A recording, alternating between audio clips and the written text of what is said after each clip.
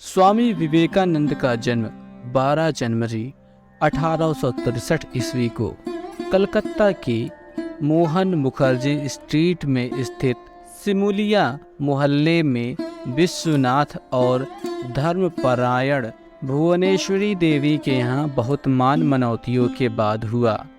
स्वामी विवेकानंद के जन्म के संबंध में यह कहा जाता है कि एक रात भुवनेश्वरी देवी ने सपने में देखा कि भगवान शंकर अपने तांडव नृत्य की मुद्रा में उनके सामने खड़े हुए हैं।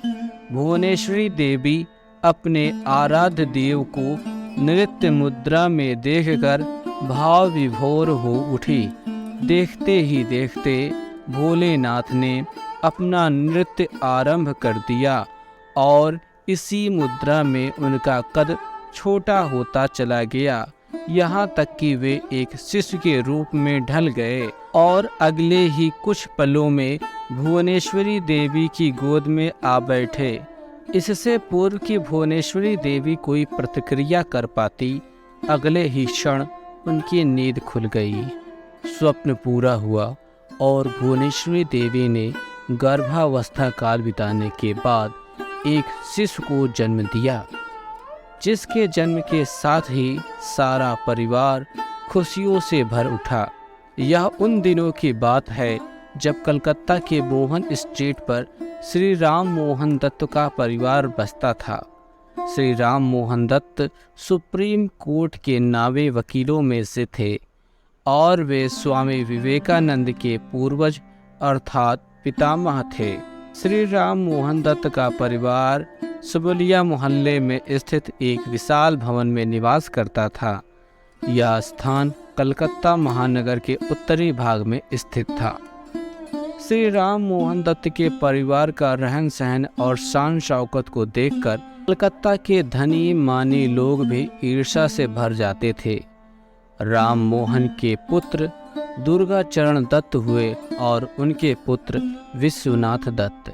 विश्वनाथ भी अपने पिता और दादा के समान ही पढ़ लिख कर वकील बन गए। वे भी अपने दादा की तरह ही धनी और सुख सुविधाओं से परिपूर्ण थे। श्री विश्वनाथ जी का विवाह भुवनेश्वरी देवी के साथ हुआ, जो परंपरागत रूप से धार्मिक विचारों वाली महिला थी। विवाह के कई वर्षों के बाद भी जब विश्वनाथ और उनकी पत्नी भुवनेश्वरी देवी को संतान सुख प्राप्त न हुआ तो दोनों के साथ साथ परिवार के अन्य लोगों को भी बहुत चिंता हुई। तब परिवार के लोगों ने भुवनेश्वरी देवी से संतान सुख प्राप्त करने के लिए कई प्रकार के योग अनुष्ठान तथा मान मनौतियाँ की। तब कहीं जाकर एक पुत्र का जन्म हुआ, जिसने आगे चलकर स्वामी विवेकानंद के नाम से पूरे विश्व में अपना यश और कीर्ति पताका फहराकर भारत का नाम ऊंचा किया। एक बालक के जन्म लेने से परिवार खुशियों से भर गया। जन्म के साथ ही बालक के नाम के प्रस्ताव परिवार के सदस्यों की ओर से पेश किए जाने लगे। उन प्रस्तावों में परिवार के सदस्यों को दुर्गा दास का नाम बहुत भाया। उन्होंने उसका नाम दुर्गा दास रख दिया, लेकिन माता भुवनेश्वरी देवी को यह नाम कतई नहीं भाया। वह तो अपने पुत्र को शिव का वरदान मानती थी, इसलिए उन्होंने इस बालक का नाम वीरेश्वर रख दिया। परिवार के अन्य सदस्य भी इसी नाम से सहमत हो गए और बालक के उसके संक्षिप्त नाम विले कहकर पुकारने लगे। लेकिन बाद में ज्योतिषियों और पंडितों के कहने पर बालक का नाम नरेंद्र नाथ रख दिया गया और ये नरेंद्र नाथ ही आगे चलकर स्वामी विवेकानंद कहलाए।